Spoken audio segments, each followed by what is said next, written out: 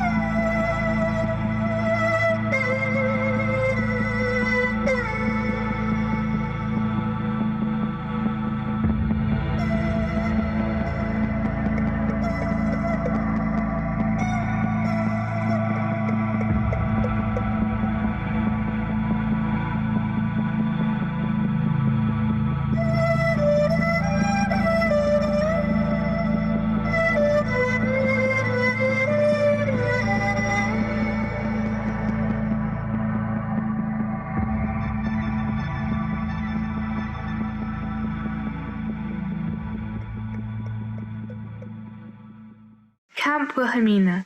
You'd think a refugee camp in Singapore with such a strange name would amount to something, I grumbled, as I walked out of the camp office with my aunt. It was a big camp with a central canteen and administration office. Our inquiries about my father and Tim had so far led to nothing. Camp Wilhelmina is full of Dutch people who have lost each other, I moaned. Aunt Carly tried to say something, but I wasn't listening and ranted on. The Red Cross does nothing but compile new lists of survivors. I've stopped believing they can actually reunite anyone. My father still hasn't located us. On the ship, someone said that Singapore is called Pulau Uhong in Malaysian. Aunt Carly was glad she could interrupt my tirade. Pulau Uhong means island at the end. Exactly, yes. And that's where we are, at the end of the world, where no one will ever find us again. Don't be ridiculous. The camp is fine. Yes, I know. We survived. That is much more important. I agree. But it's also hot, dusty, and most of all, incredibly boring. Stop moaning, Nell. We've only been here 2 days, chided my aunt. She hated my rants. On board the ECMA, I couldn't wait to get to Singapore, and now I wish I were back on board the ship. Perhaps you can sail back with them. For a moment, I thought she was serious, but then she grinned, and together we started laughing. I'm sorry, Auntie. You don't deserve to be moaned at like that. But doesn't it bother you at all, the way things are here? I don't concern myself with that too much now. I spend more time thinking about what I want to do once I get away from here, where I want to go afterwards. Where you want to go? You're here with me, aren't you? I asked, and I stopped in the middle of the dusty path. I felt the heat and panic rising up inside me. Aunt Carly put her hand on my shoulder. I'm not going to leave you here on your own, Nell. You don't have to worry about that. But I will have to start living my own life again when things get back to normal. I used to think I would share my life with Chris, but he got shot and didn't survive the war, so the life I dreamed of is no longer possible. What will you do? Slowly we walked on. I looked at her from the side. I couldn't imagine a life without Aunt Carly. Ever since we'd been imprisoned in Ambaro more than 3 years ago, we had been together every single day. Do you have any plans? I'm thinking about going to Holland to visit Chris's family, but you don't know them. That's true, but it's a chance to start over. Don't worry, I'll stay with you. I won't leave you on your own. If I do go to Holland, it will be both of us together. I shrugged my shoulders and didn't reply. I didn't want Auntie Carly to go to Holland.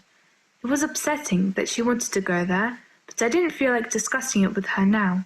I preferred to go and see if I could find Lisa. She always cheered me up. I'm going to see Lisa. Is that all right? I'll see you in a bit. Lisa? Is she here too? I didn't know that. I met her yesterday by chance. She got here 3 days before us. And you keep saying there's nothing to do here. Say hello to Lisa for me. I'll see you later. Aunt Kylie waved and walked on.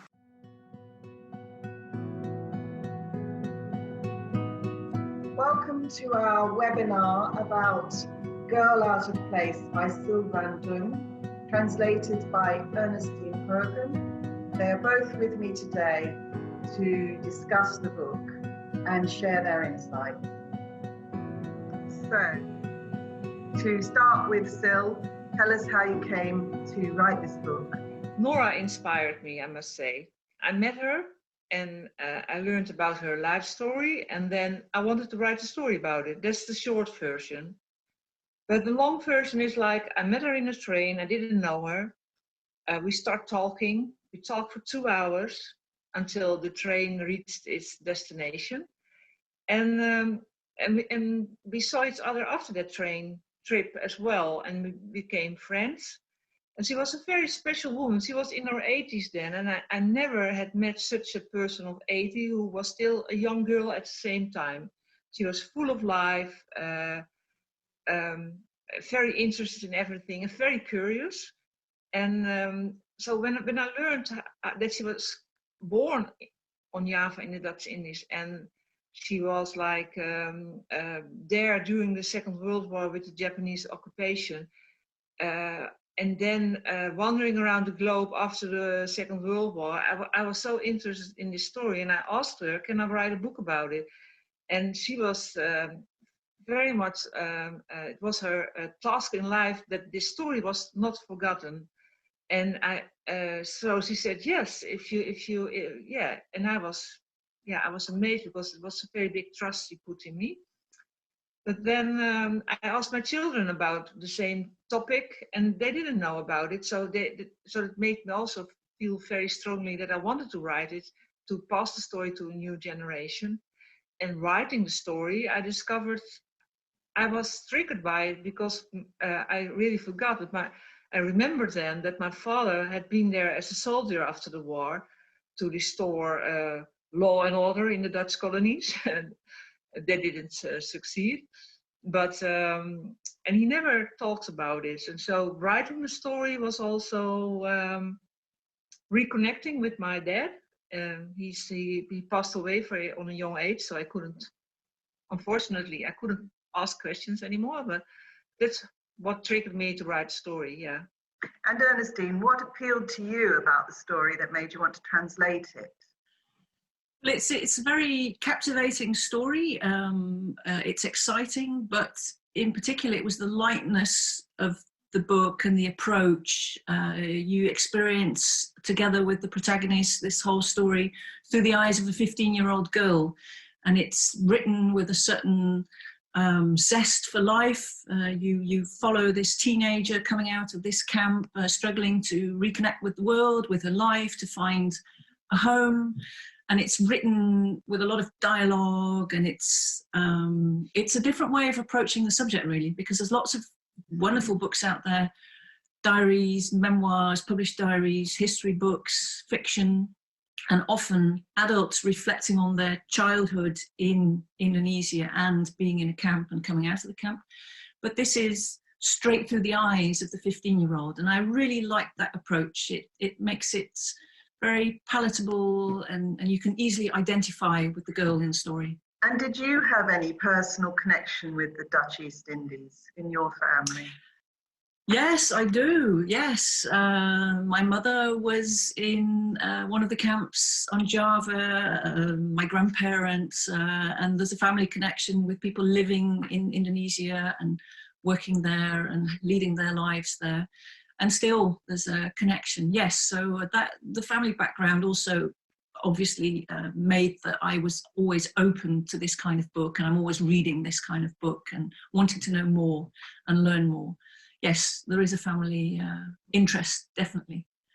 So Syl, how much historical research did you need to do to get yourself into the sort of context of it? Well, I did quite a lot, but it was probably too much. But I was so triggered by the topic, the subject, because I didn't know very much about it, except some history lessons from my high school and some things in the paper. So then I started reading about it, quite a lot of books. Nora suggested books because she's an expert on the topic. And I also, you know, if you look on the internet, there's a lot of archive material, film, which is really interesting to see. And that triggered me a lot. Once you are on the net, you know, you can't stop. You have, oh, I want to see this, I want to see that. There are a few Dutch documentaries which are very good from this. And the whole, it's not only the period the book is in, but I started to research the whole colonial past. So it was really educating for me. Yeah, it's a nice stage of the writing because everything is possible, you know, like. So yeah. And of course, everyone is now wanting to go back to the colonial period and change the history because yes, of course, yes, the way it was written was from the point of the colonizers, and now we want to have more insight into it. Yeah, that's true. Yeah. There's more interest, I think, in revisiting. That's absolutely true. Yeah, yeah. So I was really, and that makes it also very up to date now because like there is a discussion. How do you say it in English? Decolonize. Yeah, decolonize. Position in this history. I mean, if you're from there and if you are the one who was colonized, you can't escape it. But if you're living here and you're not, you can also, you know, like me, I didn't know anything about it, but I know more about it now. So that's a good thing. And Ernestine, it's the first time you've translated something fictional. So what was that process like and what did you discover?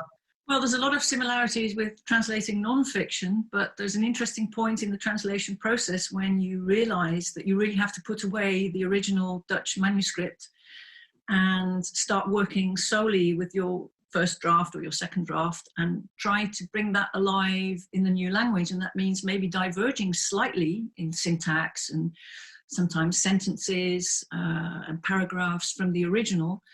But you have to sort of take this, well, I call it a leap of faith. It's a scary moment because you think, oh, wow, am I going to alter it too much or do it injustice or something? But there's this moment where you really have to just work with the English text. And it was actually, once I tried doing that and started doing that, it was quite exciting because you start really hearing the voices in the other language. And I think, yeah, that was interesting for me to translate fiction and to experience that. The creativity, I suppose, that's also involved in bringing alive voices in a different language. It was fun. I loved doing it. And also the second thing is that I also realized that you do really, I mean, you always need that with books and text, but you really do need a good editor to help with the finishing touches and have you quite got the tone right. And in that, I really enjoyed working together with you. It was a good experience, big learning curve. Yes, I enjoyed working with you too. And thanks for being, you know, aware of the nuances and willing to accept changes, which some translators not. Syl, why did you choose to start the book at the end of the war, when she's coming out of the camp? It was absolutely no doubt about it that it had to start there because there is the change. I wanted to say that Ernestine did a very good job in translating it. Speaking about translation, I'm very happy with the translation. It's even better in the English. So, and yeah, talking about the point of attack of the story, it must be it must be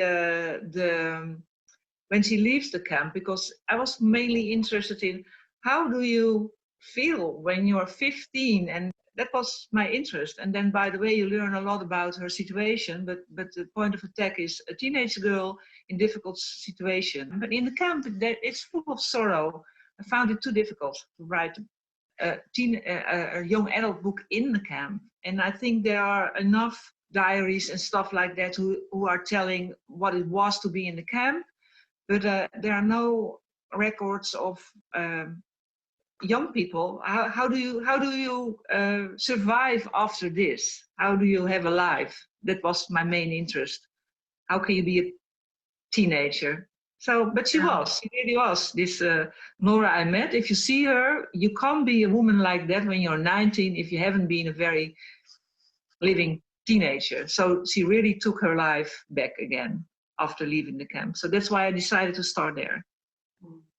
Yeah. And Ernestine, one of the challenges for writing young adult fiction is obviously to get the voice of the teenager right. So Syl's done a great job in the Dutch, but you had to then do the same thing in English. So how did you approach that? I think what really helped was that I spent a large part of my childhood in the UK. So I just tried to reconnect with the sound of my friends as teenagers growing up in the north of England. How did we talk at school? Obviously, this particular teenager, Nell, in the book, lived 75 years ago. So you have to think carefully about what kind of words would they have used at that time, and how much should we bring it up to date to appeal to a new audience. But it was very much also about just listening to the voices I remembered from my own childhood. And also there's something very universal, I think, about any teenager, whether you're Dutch or English or Indonesian. There's always this wanting to experience things and to go out and to have fun. And so this was very much in Neeltje, in the Dutch version's voice, and I just tried to imagine, okay, what would it be like if she was English speaking? And then again, put away the Dutch manuscript and just let her speak. And well, it sort of unfolded, I think, it's in itself. And obviously you, Cheryl, corrected some of the expressions and brought it up to date a little bit more. And I think, well, together, the three of us, we managed to capture Nell's voice and got the English text to sing in the same way as the Dutch text. Yes, I think the other thing was to make sure we didn't use words which were too modern, because obviously it was set back in time a little bit. So, yes, you know, you wanted it to sound as though it flowed in English, but you couldn't kind of make it really up to date. So that was also another challenge, I think, to find the right words for the period. Yeah. So, Syl, how hard was it to take a true story and turn it into fiction? You know, were there certain points where you thought, oh, I'm going to leave that out because it doesn't quite fit? There is an advantage if you write from a true story. The story is there, so you don't have to struggle how to make this logical or something like that. But on the other hand, you know, if you fictionalize it, I wasn't there. So if I let my characters speak, I'm not sure if they were speaking like that. But I try to be as honest and as close to them as was possible. And Ernestine just said about listening to the voice of your character. I did the same thing. I imagined, like, who was Nora when she was 15? How would I feel when I was 15 and my mother is there and you have to leave the place where she is? War or no war, it would be terrible. And I was dreaming about kissing a boy when I was 15. I mean, you can imagine how it is. And then I can also see the authority of the father in that time was completely different than it's now. So they all have their own logic. And I try to be as close to Nora and to Nell as possible. And I'm not sure if it went like that, but Nora said it was very close. So he was happy with it. So that's, for me, that's the main thing. And that's one thing. I also had to take care not to become too historical. It shouldn't be, I wanted to write a young adult book about a girl falling in love, a girl longing for love, a girl looking for who she was, a coming of age story in this period of time. So that's the struggle was to balance the fictional parts and the fictionalized parts and the history. But I didn't want to become a history book. It had to be a young adult book. So it's about love, and it's about who am I? And what am I going to do with my life? These questions, I think, very important. And also for somebody who's being displaced from the country they've grown up in, there's always a huge question of, you know, where do I belong? What culture do I belong to? You know, and that's a very a problem of our time still. Yes. I think with all those refugees all around the world, it's like everybody's having this in very strong way. This question. Yeah. So Ernestine, I just wanted to ask you about how you got the book out of Holland. So you basically brought it to London Book Fair and very bravely pitched it to a number of publishers. So, you know, what made you do that? And, you know, thank you for doing that. Well, it was a bit naive, I think, really, in hindsight. I was at a Dutch History Festival looking for a publisher for this book, and also for a biography I've written about sort of the same period, woman in the same period. And one of the publishers, and I think he was actually trying to get rid of me, said, well, you just take them to the London Book Fair and find yourself a publisher there. And obviously that's a huge venue, and it's more for literary agents and publishers making deals. And there I was with my 2 manuscripts, and you were kind enough to let me pitch the book, the Syl's book. And that was the very last day, the last afternoon of the whole London Book Fair, I think. So I was getting quite desperate at the time. But I think we connected and understood each other's mission, and we're both interested in the same things, in strong women, in Asian history, in getting these stories out there. And I think we just, you know, we got talking, and you agreed to have a look at the manuscript, and we took it from there. So it was a bit of just a jump in the deep end, I suppose, to go to London and say, look, here's this Dutch book, and I think it's worth publishing. But there you are. That's the way it went. Yes, and it had a number of elements in it that related to my own life and my personal history. So that made me prick up my ears and think, oh, I better read this one. And, you know, I think that's often the way that deals are done in publishing. You know, it's often a person-to-person relationship and finding something which you have in common, which speaks to you. So thank you. Well, yes, because the story has to speak, but you also have to work together, the author, the translator, and the editor, because, you know, there were some changes to the Dutch manuscript because it was republished in the Netherlands at the same time this summer. So Syl made some alterations, and we had to deal with all that. So it was nice that we could work together. Very nice. Fruitfully, and and then there was this, of course, this Bondi Beach connection, Cheryl, which I understand is where you were. Well, having grown up there and spent the first 7 years of my life there, it was really lovely to be revisiting that in some of the chapters. And as I said before, my dad was actually a lifesaver in the Bondi Surf Club. So yeah, that's great. You know, would have probably even met Nora, who knows? So, you know, that's a nice connection too. I suppose we should also thank the Dutch Literature Foundation for their support for the translation, and also for the Arts Council of England for their support of my press. So absolutely, very grateful to them, yes. 75 years ago, on August 25th, 1945, I walked out of a Japanese internment camp in Indonesia, 10 days after the end of the war. My mother passed away 3 months earlier. I had no idea where my father was, and I decided to go and find him.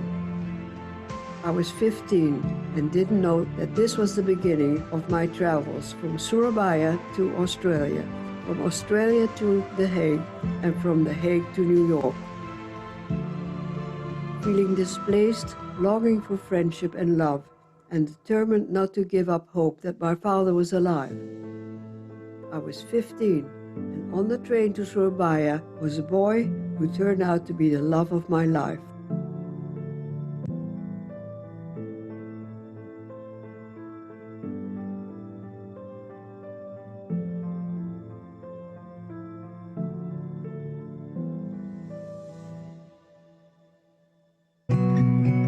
Well, welcome to this Zoom meeting. We talk in English because we are here to talk about the English publication, the English edition, and the book is called Girl Out of Place. I show it here, Girl Out of Place, recently published by Aurora Metro Books. So that's the opening of this meeting. And then we are going to ask you, we prepared a few questions.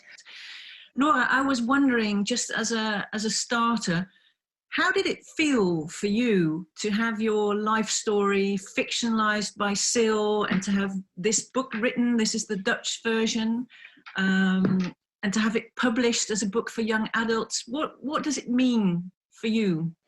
Oh, it was very interesting to start with, that somebody wanted to write about it. So I was kind of delighted, because it needs to be remembered for the next generation and the next. And that I thought was very important. But also the way she wrote it was interesting for me. And a lot of people commented on the fact that she wrote it with hindsight every time, and looking back, and then telling the story the way it was and what happened during the war, and then the determination of having to go forward. I thought that was very clever, the way she found that. I would never have thought of it like that. I also wondered, because it was in Dutch, the book, and then it was translated in English. You're bilingual because your mother is English, your daughter lives in England, in the UK, and you lived in the United States also. And so I was wondering, how was it for you to read the story in English? Well, that was excellent, because it was so well translated. And the person that translated, Ernestine, you did so well, especially because you had a grandmother that was in the concentration camp, so you could use the right wording at certain points, and that made it very special. And then, of course, I do have a whole English side of the family. All my mother's family is all English, and I was very happy that they could read it. And then, of course, consequently, also during my travels, all the Australian people and English people that I've met around the world, they've all bought it. Dutch is a very small language group of speakers. Yeah, so now it's more available for much more people who are very near to you. So that's good. Nora, we've already talked about your curiosity, which got us all to bond and to embark on this huge project. Nell, the protagonist of the English language version, Neeltje in Dutch, is based on you, but also is a fictionalized version.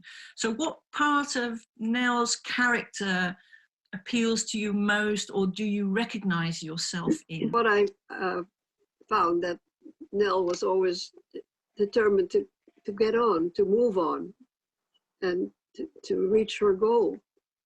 I think that's what I found in the book. That is the same as I would do it. But I'm glad you have that zest for life. It's great.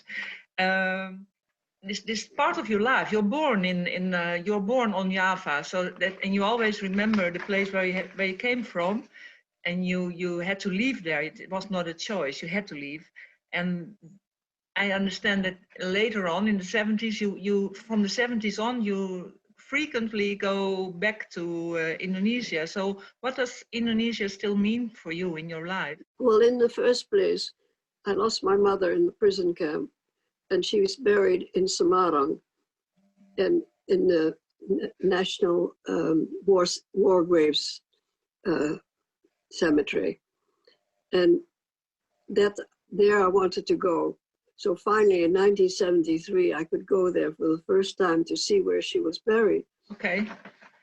Because she was buried outside the prison camp, and then later all the graves were moved to this war grave cemetery. So therefore, that was the reason I wanted to go back. And then eventually, when I was older and I was retired from working, I was able to go more often. And then I started projects over there, charity projects, which like with adoption children and things like that. And you know a lot of people there still in Of Indonesia. Course, yes, of course. What do you know? I'm always asking questions. So That's true. That's true. It's it was not the right question for me. I could have known that you know a lot of people there. Yeah, that's true. That's true. Nora, just to link back to that and all the contacts you have across the world, really. I mean, friends and people in Indonesia, the same in Australia, in the Netherlands, in the US, you name a country, and Japan. Yes, and you have friends and contacts. So who would you say should read your book? Is it mostly the youngest generation you'd like to reach? Is it for everyone? Do you have an idea who you'd like to have read the story?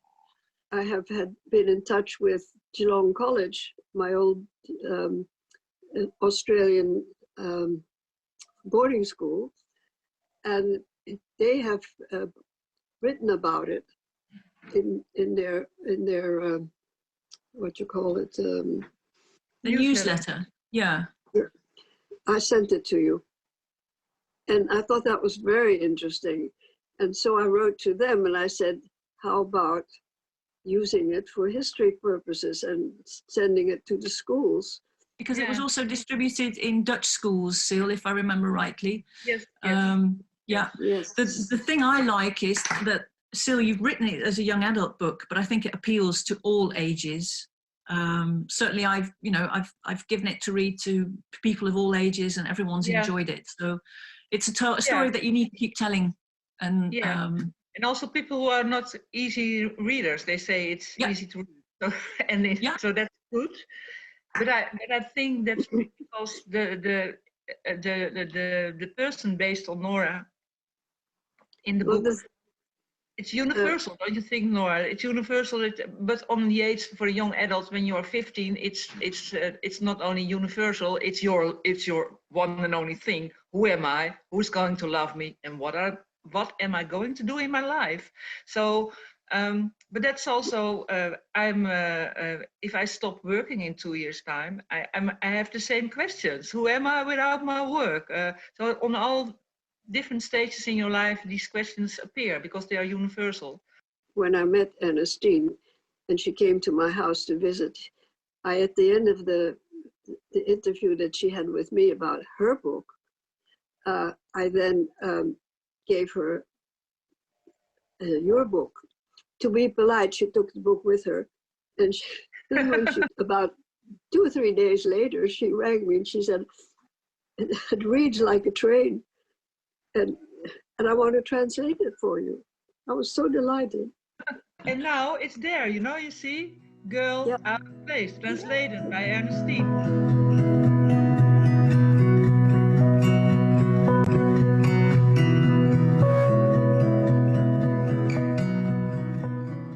Hello, everybody.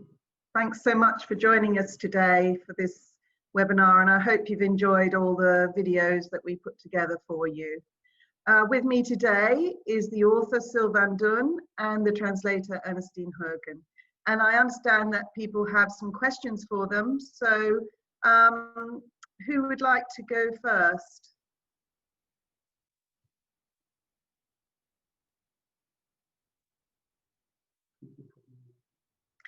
Can you unmute yourself if you've got a question, or can you send us? Can you hear me now? Yes. Can you hear me now? Yes. I can't go ahead. Myself. That's the only thing. But so, can you hear me, Cheryl, now? Yes, I can. Okay. Repeat your question. Well, what was it like to have the book come out in English, having had it out a few years in Dutch? I thought it was a miracle. I wouldn't expect it, and it's because of Nora's curiosity, you know, because she asked who are you, Ernestine, when she met her, and then it's by the braveness of Ernestine going to look for a publisher because he liked the book so much, and then all of a sudden there was you saying, yes, I'm going to publish it. So it will appeal to, there are a lot of readers, of course, in a lot of readers in Australia, the UK, who are connected with the story, in Indonesia, so, and it's all over there, the book. So I really hope people are going to read it, because that would be a marvelous thing. I would never dreamt of it. I think it's opens up a much wider market for you as a Dutch writer to be translated into English. Because what I found with other books that have been translated from Danish, for example, is that once you've been translated into English, you then get requests for the rights to translate it into other languages such as Chinese or Italian or something. Wow. From the English translation, whereas it's quite hard to work from the Dutch translation. So I hope that it will open up you know, more reading audiences around the world now having it in English. Yes. So thank you, Ernestine, and for doing the translation and helping with that journey of the book from one country to another, to cross borders. Yeah, that's great. Yeah. Ernestine, how does it feel to have the book being launched in Singapore? I suspect that was a surprise. How do you feel about that? I'm absolutely delighted.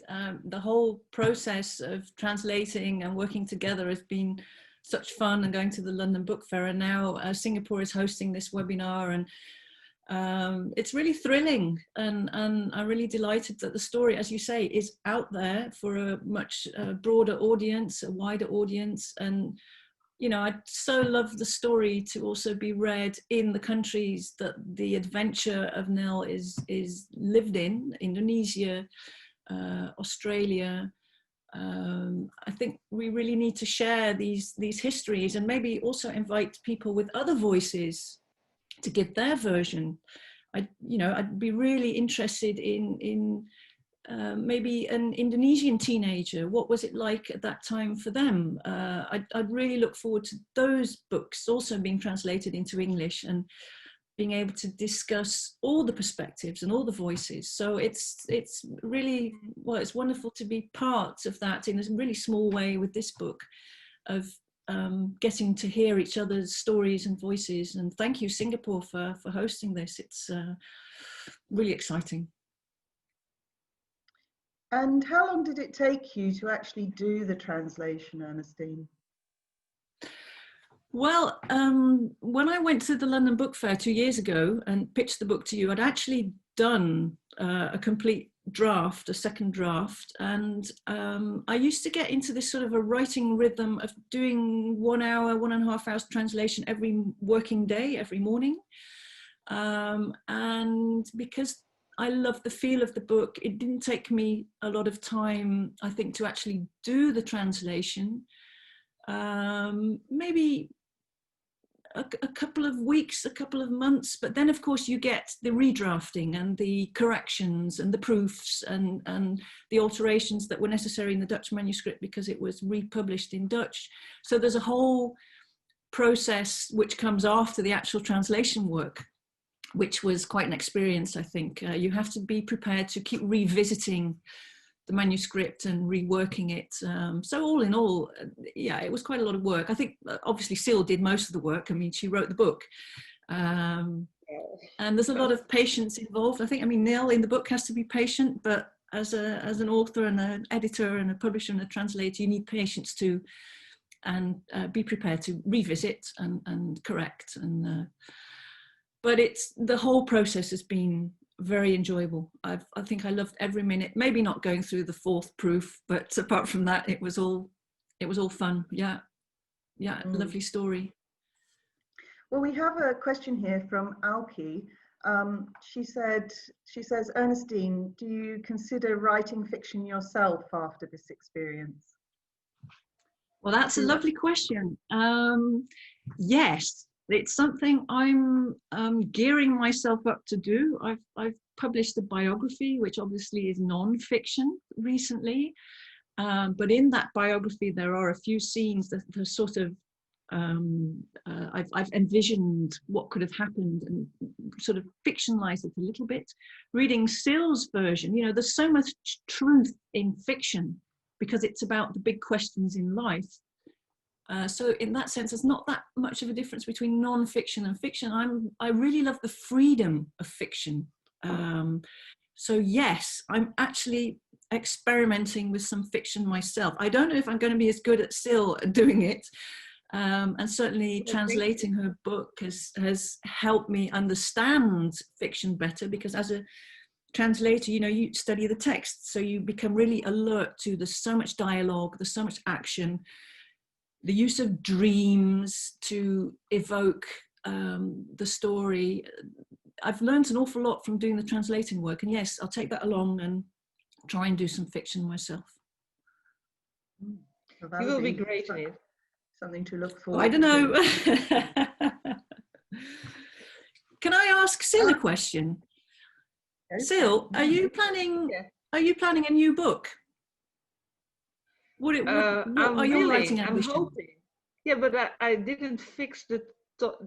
What about I should write? I mean, you have really need to hook on a topic. But when I was re-editing the Dutch version, I really felt like, oh yes, I want to write a new book. But I'm not sure. And I would like to write. It's nice to write about to write a story based on facts, so not completely fiction. I like to try that, like this, on a real life story. But I didn't, or on a historical, probably about a woman.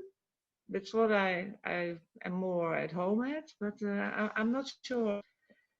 I start before the end of the year. I'm now in the creative process of getting my mind ready for a new story. Let's say it like that, yeah. And the way I write, it's always more about you have to connect with the emotions of people. So I already start, you know, like when I met Nora, it was the emotion of wow. How do you do that? So you have to feel the same connection with another kind of story. That it connects to that you can research what does it mean for a human being to go through this difficult times. So yeah, maybe in 2 years' time. And Syl, you mentioned that the book, in the Dutch version of the book, has been used in schools to help teach history. Can you tell us about that, how it's been used in schools? Well, it was the mayor of the city where Nora lives. You know, the Nell in the story. He distributed it to 12 years old to read it from all his schools. And then Nora was connected to a project which was called Freedom, and that was a project on the primary schools to learn about the Second World War, but not only in the Germans, but also the Japanese and all the stories about people living in Holland. So that was, and then they probably read it, and then it was connected with an educative project. And now probably, they still do. So that's a good thing. I've got a question here from Albert Blum, who says, in the interview with Nora Valk, she mentioned Ernestine interviewed her about World War II in the camps for another book. When translating Ernestine, did you interact with Syl on the views of the survivors in the camp? And can you maybe give an example where the views came together? Well, that's That's a really good question. Syl, I don't think we did actually talk specifically about the views of the survivors of the camp, but I think there was a very large shared understanding of what it had been like. I mean, in part that's because of my own family history. I grew up with the stories of living through the camps, coming out of the camps, getting your life together again. I did interview Nora because she had a lot to say about the book I was working on. And I think the first time Syl and I really started working together on the translation, it was more about getting some of the phrasing right, if I remember correctly, Syl. You, Nora, and I sat down together to talk about also things like a B-29. You know, there's quite a few airplanes that come by in the book. And obviously Nora knew all that because she's a pilot's daughter. And I think it was very implicit, but we all knew exactly what we were talking about and what it is like to come out of a camp and start again. It was definitely there, but we didn't really talk about it. We talked via the manuscript, I think, because it's there in the book. Yeah, I agree. No, it was like that, interesting question and something to think about, I think. It was, a very much an implicit understanding. Yes, a very shared experience that we'd all been working on for a long time. Yeah, true. I didn't have, it's not, my family is not in that way connected to the story, but I did a lot of research on it.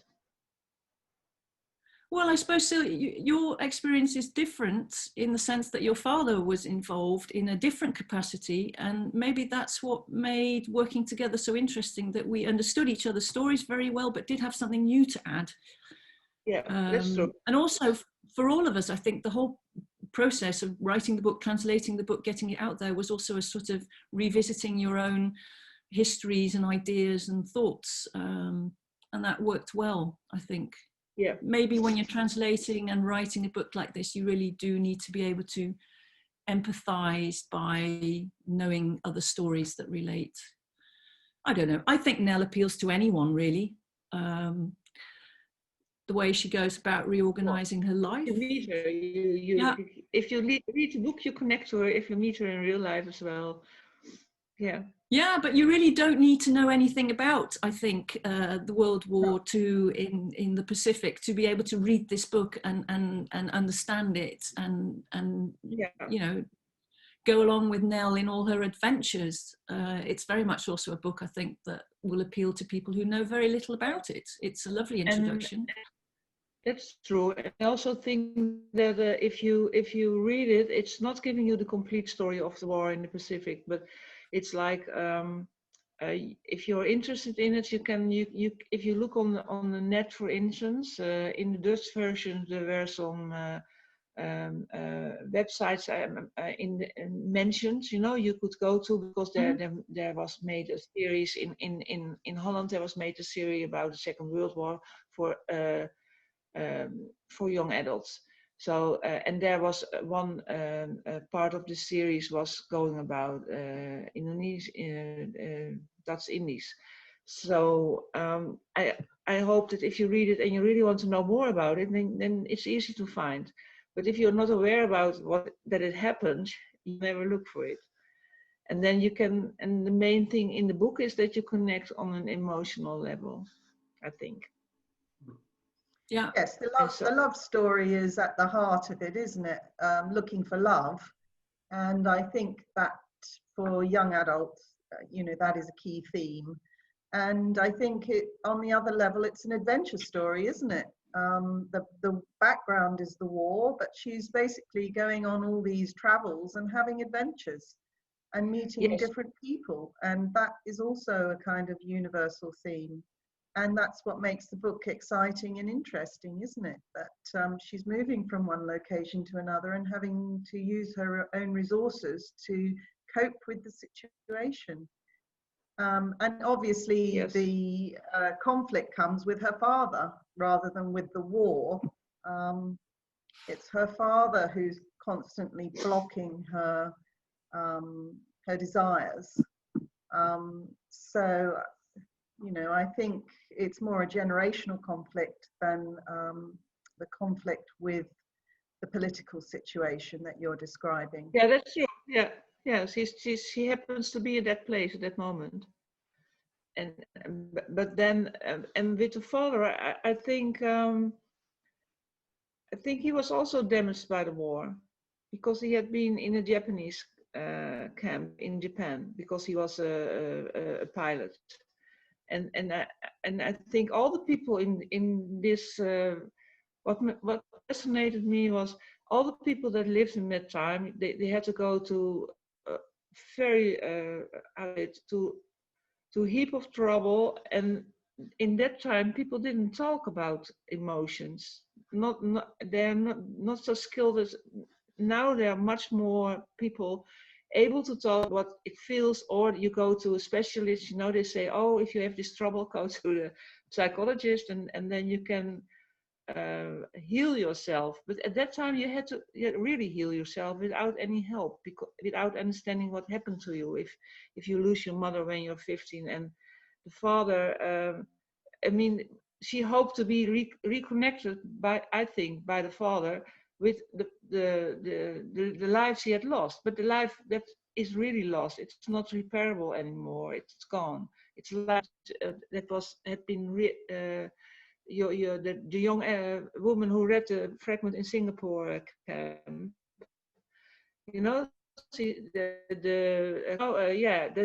that future doesn't exist anymore. I was hoping to marry this guy, but yeah, he's gone. So I have to do something else. And yeah, that's also but it feels like the engine in the book is the travels, indeed, going from one place to another, what's happening, yeah, and then it's connected with emotions of Nell. Yeah. And the relationship there is another thing. Oh, there is another thing, because we've been talking about, the really big events and the war and trying to recover and start again. But there's also a lot of humor in the book. Nell is a fun-loving young woman, and she she's frustrated and she's impatient, and there's grief, and all that is vented in anger. But there's also a real love of life, which I really enjoy in the book, and she loves Tim. Tim is the sort of the boy she falls in love with. He makes terrible jokes, and they laugh at them and discover for themselves that sometimes you need to laugh about really difficult things in your life, because it helps you just for a moment to sort of reconnect with there will be a future. And that's I think the other part of Nell that we haven't really talked about is the gung-ho elements, the come on, let's go, try and also enjoy things, which makes the book also a very positive read. It deals with big subjects, but it's a let's get on with life kind of book, which I think is lovely. Yeah. It's good to hear anything, because that was what I intended to do. So, well, yes, and it's also very much about being a teenager. Yeah. Every teenager's angry. It's just Nell is in very special circumstances. Cheryl, could I ask you one question? Because we've talked about this before, but don't you think the book would make a lovely film?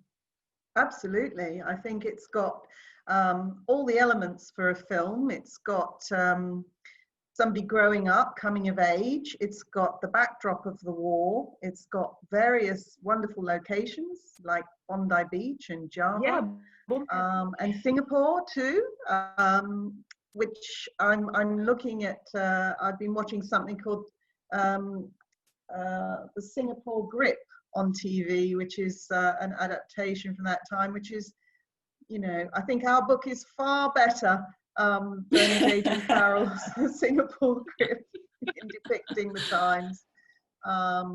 And obviously there's the relationship between Nell and her aunt is key to the book, and that is beautifully portrayed, their relationship and the relationship of an aunt and her niece, clinging on to each other in desperate times. And, I think that's what's at the heart of the book, really. And I really enjoyed that relationship, and the character of the aunt You know she's going to be a good guide for Nell as she grows up and finds her way in life. Yeah. Good to think about that, Syl.